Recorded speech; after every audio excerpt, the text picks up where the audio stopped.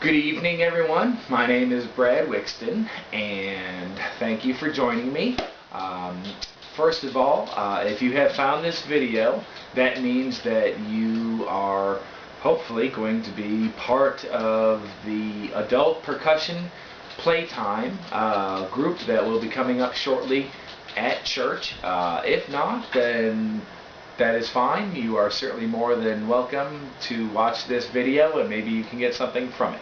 However, if you are part of the percussion playtime, what I wanted to do before we have our meeting is just run through a couple of ideas and a couple of instruments with you before we actually have our class. As the information stated before, there is no prerequisite. If you do not watch this video, you do not understand this video, you don't care about this video, I do a terrible job on this video, all the above, it's all fine. If you do get anything from this video, it'll only help you in the class and add to hopefully your enjoyment of the whole thing. So take what you can from this. If you don't get anything out of it, so be it. Hopefully you'll still have a good time. I make a mean pot of chili, and I'll bring some good beer, so we'll all be all set. So what I want to do is talk to you on a couple of different items. One is that I want to talk about a couple of the different instruments that I have here, kind of how to play them, just so that before we actually have them in front of us, we have some concept of what we're doing. The second thing I wanted to talk to you about, specifically a certain beat that you would play on hand drums, anything that has a skin on it, a basic beat that you will play. Most of the foundation of the percussion is going to come from a hand drum, not from a cowbell, but you can always use more cowbell, of course. But nonetheless, to learn on the skin of the drum is paramount. And then the last thing that I wanted to touch on was just how to count through the music.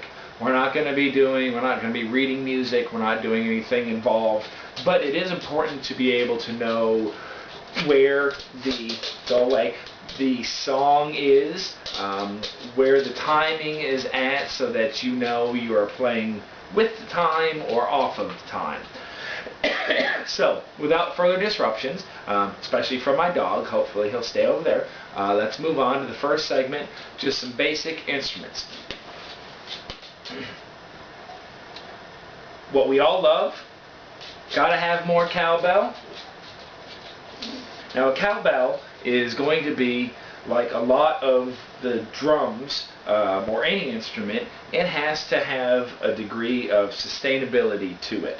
So when you hold a cowbell, you don't want to stop it from ringing too much. Doesn't sound all that good. You want it to ring out. Let it ring.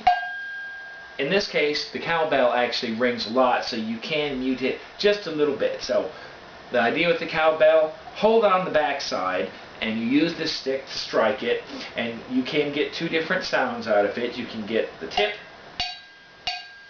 or the edge. Basically, stay with the edge. But let it ring. Not this. You want this.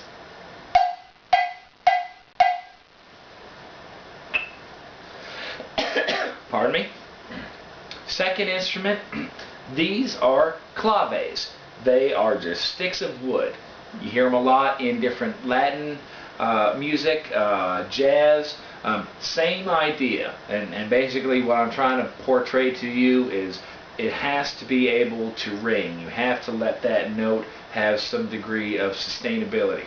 So when you hold these, you do not want to hold them like this. You want to hold them like this. Leave a cavity underneath your fingers. Hold this so that you may strike this with some degree of force and let this ring. Hold it with the smallest amount of contact that you can. So maybe about 3 or 4 fingers.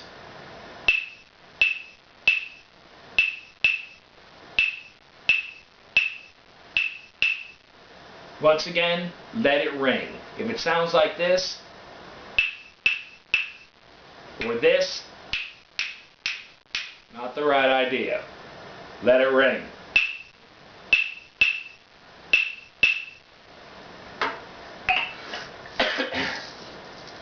Now the next family of instruments are going to be shakers, more or less. Maracas, you can have tambourines, you can have like your bells, your jingle bells, anything that has something in it that's going to move around. It's easy to play these in the wrong way, like this. You don't want to do that. Whenever you have anything that's going to be shaken, you want to keep it horizontal, so it's even. You don't want a cloppity cloppity clop. You're not riding a horse. You are shaking maracas. So keep them horizontal.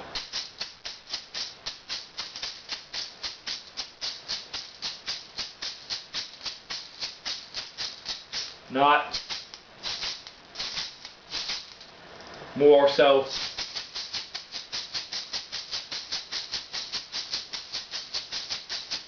Now that's not to say in some instances you won't want, but to excuse me, to start with, and especially with a tambourine, same thing. When you're shaking that tambourine, keep it horizontal and keep it going back and forth. Don't let it drop down.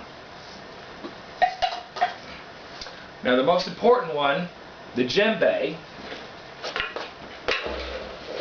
it's your hand drum. And it's a djembe. As you can see, it has the curvature here. It's an African drum. There's also bongos, which are smaller. They are Latin. And you have congas, which are like this and quite large, and they are Latin also, but they are in this shape rather than this angled here.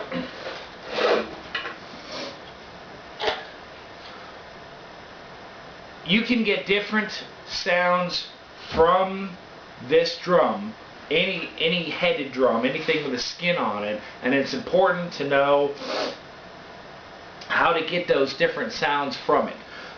I'll kind of summarize it by saying there's 3 different tones. There's one that you can get from the center, there's one you can get further out, and there's one you can get from the rim. There's also different types of when you use your hand, there's a different way that you will hold your hand so that you may get a different sound from it. The first one, not very often, the one that you won't use very often, you will strike the head in the middle and you will not have a flat hand, you will have a cupped hand. Create a cavity and slap down on it like so.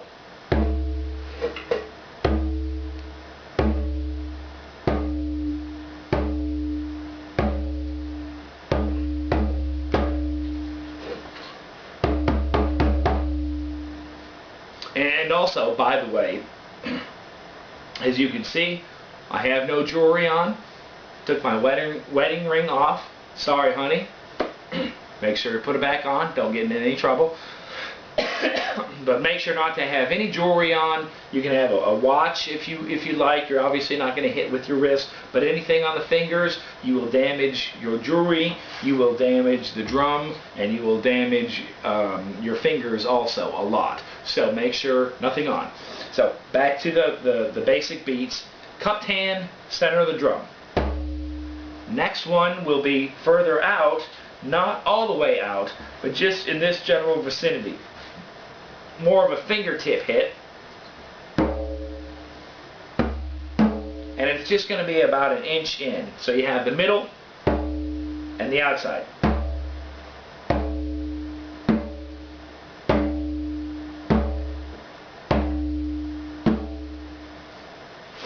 The third type, which will be used quite a bit, it will be probably the most predominant in terms of the sound. It will most definitely be the most predominant. It is on the rim, and it is a wrapped hit, as in you will wrap your fingers around the rim of the head and you will strike the outer edge. It should be a very, very high-pitched sound.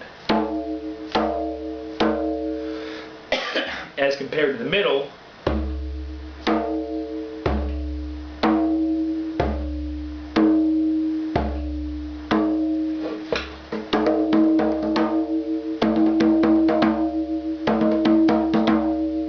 so strike with the hand, let it hit first, wrap your fingers over, they hit the outside. And as is the case with any instrument, any percussion instrument, you do not want to leave your hand resting on it most of the time. Sometimes you might want that. 95% of the time, no you won't. You will let it ring. Middle, outer, out, and rim. So it's a great idea to maybe practice some of these before we have our little class, our little get-together, and go from there. You don't want to play anything that's just going to be... You need to have a variety of tones, and you also want to have different dynamics. I mean, this is going to be a lot of information, and it's going to be kind of an overload. However, I'm just kind of throwing everything out at you. Pick and choose what you can. So, different sounds from the drum itself, and different dynamics too. Dynamics, obviously, hitting light, hitting hard. So a variety of different sounds by different placements on the drum, and a different array of sounds, different dynamics, different decibel levels based on how hard you're going to hit that drum.